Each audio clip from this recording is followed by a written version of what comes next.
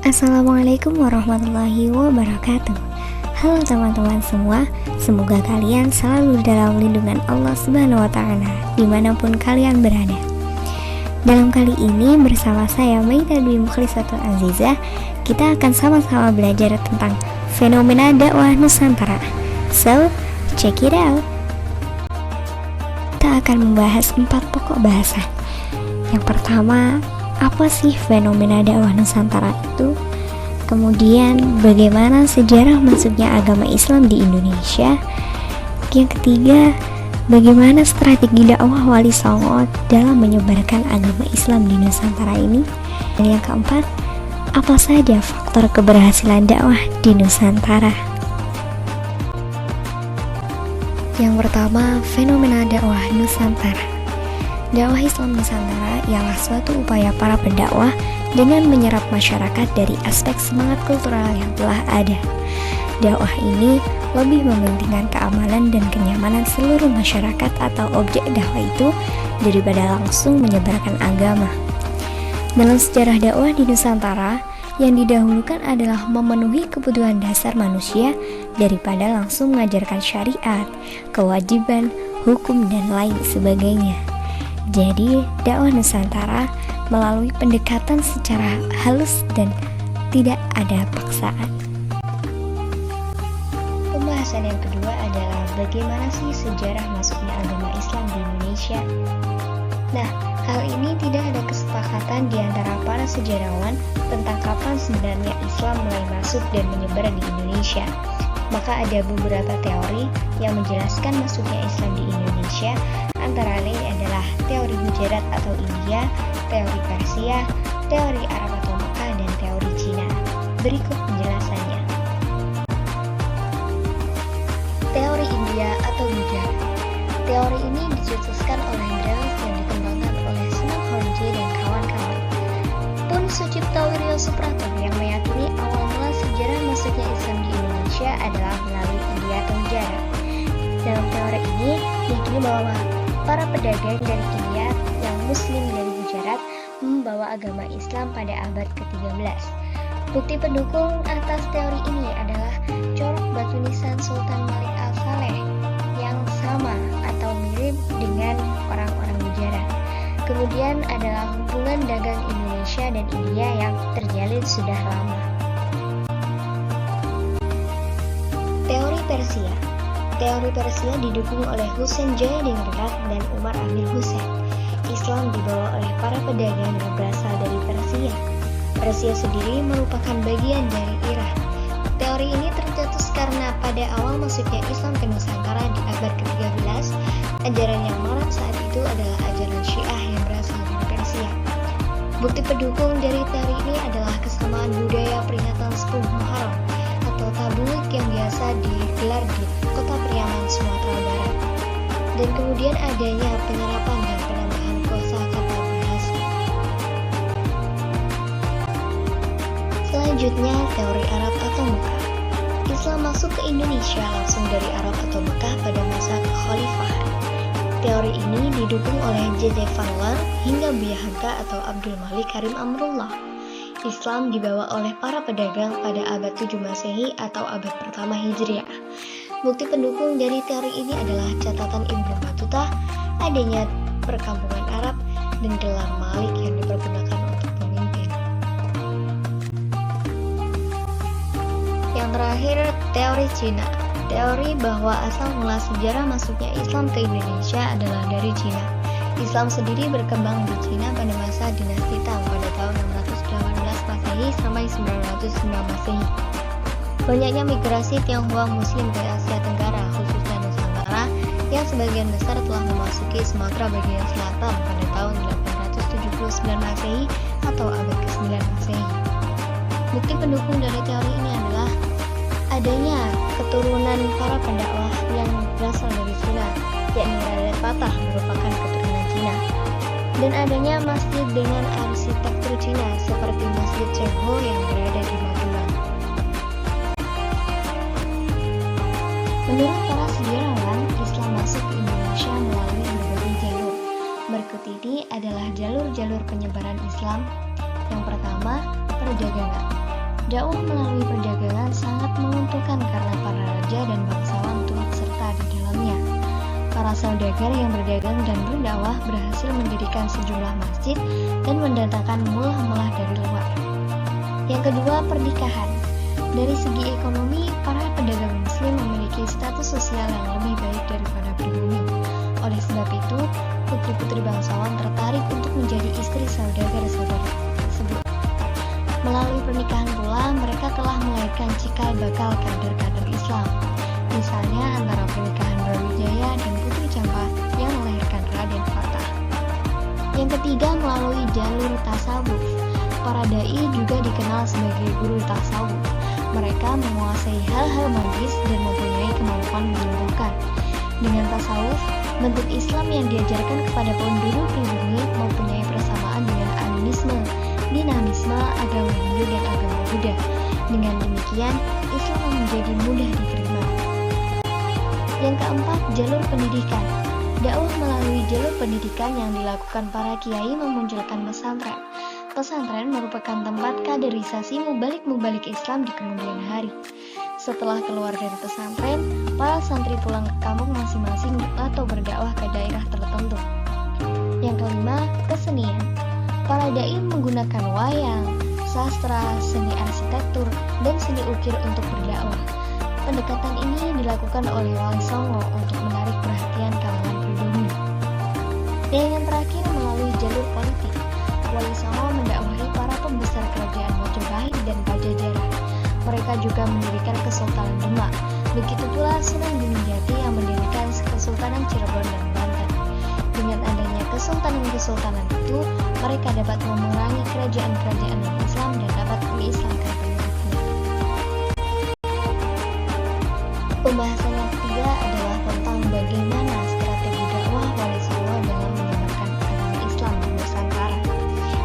Penyebaran agama Islam di Nusantara tidak lepas dari peran Wali Songo, sehingga Islam dipeluk oleh mayoritas bangsa Indonesia. Mereka adalah sebagai berikut. Sunan Gresik atau Syekh Maulana Malik Ibrahim. Beliau lahir pada tahun 1350 Masehi. Beliau berdakwah dengan objek dakwah adalah masyarakat yang memeluk agama Hindu atau Buddha.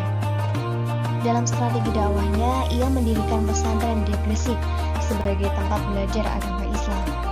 Beliau wafat pada tanggal 12 Rabiul Awal 825 Hijriah atau bertepatan dengan 8 April 1519 Masehi. Sunan Ampel atau Raden Rahmat. Ia merupakan putra Syekh Maulana Malik Ibrahim dan Dewi Chandrahulan. Dakwahnya dengan mendirikan pesantren di Ampel Denta dekat Surabaya. Ia memiliki murid-murid yaitu Raden Paku atau Sunan Giri, Sunan Bonang, Sunan Derajat, dan Maulana Ishak. Sunan Ampel sangat berpengaruh di kalangan istana Majapahit, bahkan istrinya dari kalangan istana. Dengan demikian, ia tidak mendapatkan hambatan yang berarti dalam berdakwah. Ia juga merupakan penyokong Kesultanan Demak dan ikut mendirikan Masjid Agung Demak pada tahun 1497 Masehi bersama wali-wali yang lain. Sunan Ampel menginginkan agar masyarakat menganut keyakinan yang murni. Ia wafat pada tahun 1481 Masehi di Ampel dan dimakamkan di Kompleks Pemakaman Masjid Ampel, Surabaya. Sunan Bonang atau Maulana Makhdum Ibrahim. Ia merupakan putra Sunan Ampel dan Dewi Chandrawati. Dalam berdakwah, ia mendirikan pondok pesantren dan menyesuaikan dengan corak kebudayaan masyarakat Jawa, ajaran-ajaran Islam ke dalam cerita wayang dan musik gamelan. Catatan-catatan pendidikannya dikenal dengan Suluk Sunan Bonang yang berbentuk prosa Jawa dan banyak dipengaruhi bahasa Arab. Sampai sekarang, catatan itu masih tersimpan di Universitas Leiden Belanda. Sunan Bonang wafat pada tahun 1525 Masehi dan dimakamkan di Tuban. Sunan Derajat atau Raden Kosi. Ia merupakan putra Sunan Ampel dan Dewi Chandrawati. Ia terkenal mempunyai jiwa sosial dan tema-tema dakwahnya selalu berorientasi pada gotong royong. Ia selalu menolong orang-orang yang membutuhkan, mengasihi anak yatim, dan menyantuni fakir miskin. Ia wafat pada pertengahan abad 16 Masehi dan dimakamkan di Paciran, Lamongan, Jawa Timur. Sunan Giri atau Raden Paku. Ia putra dari Maulana Ishak dan Nyi Sekardadu atau Putri Belambangan. Ia berdakwah dengan mendirikan pesantren. Sunan Giri wafat pada awal pertengahan abad 16 Masehi dan dimakamkan di Bukit Gresik, Jawa Timur. Sunan Kalijaga atau Raden Masyahid. Sunan Kalijaga adalah putra dari Raden Sahur Tumenggung Watita, Bupati Tuban, dan Dewi Nawarno. Wilayah dakwahnya tidak terbatas, ia suka berkeliling dan memperhatikan keadaan masyarakat.